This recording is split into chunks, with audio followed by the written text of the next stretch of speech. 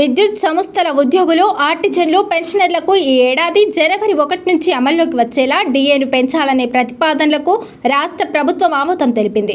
విద్యుత్ సౌధలోని జెన్కో ప్రధాన కార్యాలయంలో ఇంధన శాఖ అధికారులతో ఉప ముఖ్యమంత్రి బట్టి విక్రమార్క బుధవారం ప్రత్యేకంగా సమావేశమయ్యారు. విద్యుత్ రంగ పనితీరును సమీక్షించారు.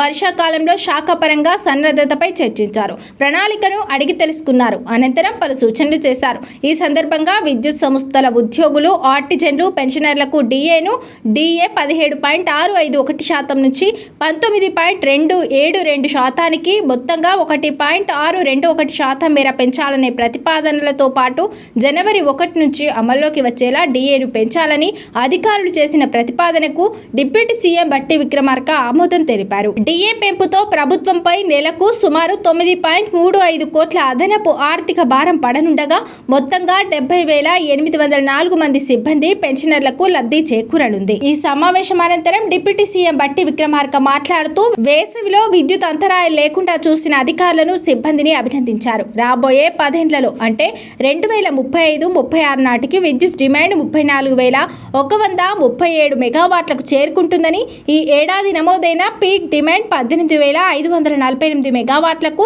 దాదాపు రెట్టింపుగా ఉంటుందని, అంతేకాకుండా వార్షిక విద్యుత్ అవసరాలు 1,52,626 బిలియన్ యూనిట్లకు చేరుకుంటుందని, ఆ దిశగా విస్తరణ కార్యక్రమాలు చేపట్టాలని సూచించారు. వర్షాకాలం నేపథ్యంలో విద్యుత్ సిబ్బంది సంసిద్ధంగా ఉండాలని ఆదేశించారు. సమీక్షలో ఇంధన శాఖ ప్రత్యేక ప్రధాన కార్యదర్శి నవీన్ మిట్టల్, ఆర్థిక శాఖ ప్రధాన కార్యదర్శి Sandeep Kumar Sultania, Singareni CMD Jyothi Buddhaprakash, Transco CMD Krishnabhaskar, Genco CMD Harish, NPDCL CMD Varun Reddy, SPDCL CMD Jitesh Patil, transmission director Sampath Kumar, Transco project director Latha Vinod, ఇతర విద్యుత్ సంస్థల అధికారులు తదితరులు పాల్గొన్నారు.